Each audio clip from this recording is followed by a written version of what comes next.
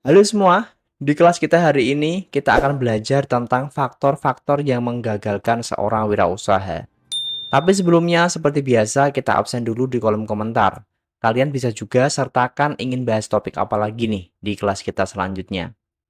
Terima kasih buat kalian yang mau belajar bareng di kelas ini. Senang sekali saya bisa berbagi informasi dengan kalian. Semoga apa yang saya sampaikan dalam kelas ini bisa bermanfaat untuk kita semua. Berbisnis adalah impian banyak orang, namun tidak semua orang mampu mewujudkan impian tersebut. Banyak bisnis yang gulung tikar sebagai akibat dari faktor kegagalan wirausaha. Faktanya, 90% usaha mikro kecil dan menengah di Indonesia tidak bertahan lebih dari 5 tahun. Ada banyak faktor yang dapat menyebabkan kegagalan bisnis. Beberapa di antaranya adalah faktor internal, seperti kurangnya jiwa wirausaha. Faktor eksternal juga dapat mempengaruhi, misalnya perubahan ekonomi tak terduga. Dengan memahami faktor kegagalan wirausaha, kalian dapat mengambil langkah-langkah untuk menghindari resiko tersebut. Pada kelas kita kali ini, kita akan membahas 10 faktor kegagalan wirausaha yang wajib kalian ketahui. Siapkan alat tulis, mari kita bahas. Keterbatasan modal adalah salah satu faktor utama yang dapat menyebabkan kegagalan wirausaha. Modal digunakan untuk membeli bahan baku, membayar karyawan, biaya pemasaran, sewa tempat usaha, serta berbagai kebutuhan operasional lainnya. Ketika modal terbatas, kalian mungkin kesulitan dalam memenuhi kebutuhan bisnis yang dapat menghambat pertumbuhan dan kelangsungan bisnis kalian. Cara untuk mengatasi keterbatasan modal dalam berwirausaha adalah yang pertama, pilih ide bisnis tanpa modal, seperti jualan barang preloved, buka just tip, dan bergabung dengan program afiliasi. Yang kedua, cari investor atau sumber pendanaan eksternal. Yang ketiga, kolaborasi dengan mitra bisnis yang tepat. Dan yang terakhir, lakukan kerja sampingan untuk menghasilkan pendapatan tambahan.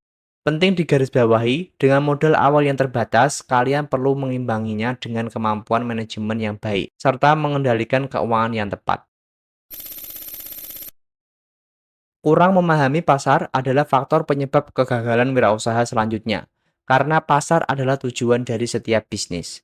Jika seorang wirausaha tidak memahami pasar dengan baik, maka akan sulit dalam mengidentifikasi dan memenuhi kebutuhan serta preferensi pelanggan.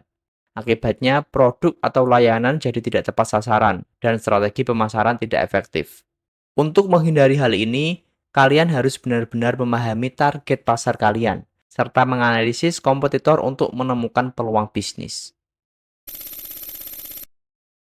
Strategi pemasaran adalah cara untuk menjual produk atau layanan kepada pelanggan. Jika seorang wirausaha tidak memiliki strategi pemasaran yang efektif, maka bisnis mereka mungkin kesulitan untuk menjangkau dan mempertahankan pelanggannya. Agar memiliki strategi pemasaran yang kuat, kalian harus memahami siapa pelanggan kalian, serta membuat rencana pemasaran yang fokus. Baik tujuan, target pasar, dan strategi harus terarah. Nah, yang satu ini biasanya disepelekan. Potensi online nyatanya bisa menjadi faktor penyebab kegagalan dalam berwirausaha. Tanpa memanfaatkan potensi internet, bisnis sulit menjangkau calon pelanggan dan peluang untuk mendapatkan uang pun lebih kecil. Kompetitor juga mungkin sudah mengonlinekan bisnis mereka, sehingga lebih mudah ditemukan calon pelanggan. Cara memanfaatkan potensi digital dengan baik yaitu memulai bisnis online, serta menggunakan platform digital seperti website dan media sosial seperti TikTok, Instagram, atau Facebook. Dengan begitu, kalian lebih mudah menjangkau calon pelanggan potensial. Saat menjalankan bisnis, kurangnya inovasi bisa membuat wirausaha mengalami kegagalan.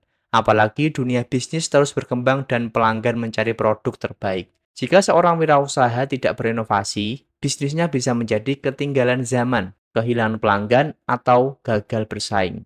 Agar faktor kegagalan usaha ini tidak terjadi, kalian perlu bersikap terbuka dengan perubahan, selalu memahami pasar, dan memiliki komitmen untuk mengembangkan solusi yang lebih baik. Seperti yang sedang ramai sekarang ini, yang lagi heboh karena banyak pedagang offline mengeluh dagangannya sepi karena adanya platform e-commerce seperti Shopee, Lazada, Tokopedia, dan yang baru tutup kemarin yaitu TikTok Shop. Padahal, kalau kita mengikuti perkembangan zaman, harusnya kita belajar dari para seller yang sudah mulai berjualan melalui online. Kita harus bisa memanfaatkan potensi online di era digital seperti sekarang ini.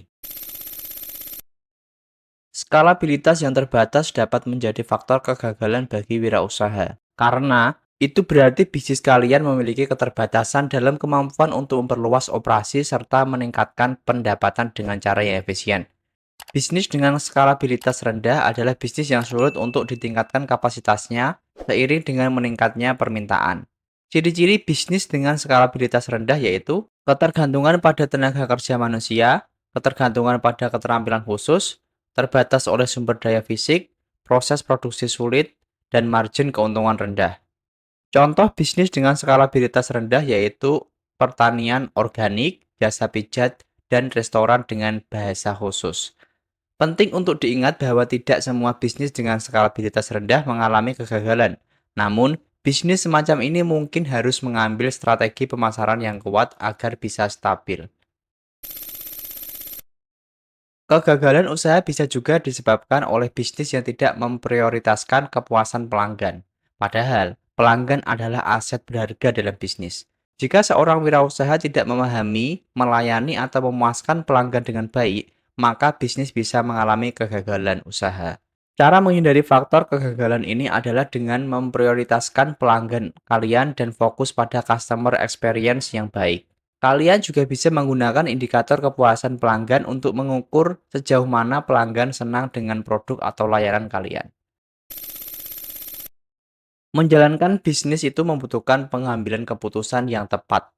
Keputusan yang salah dapat menyebabkan kegagalan dalam usaha, mulai dari strategi, keuangan, operasional, bahkan reputasi.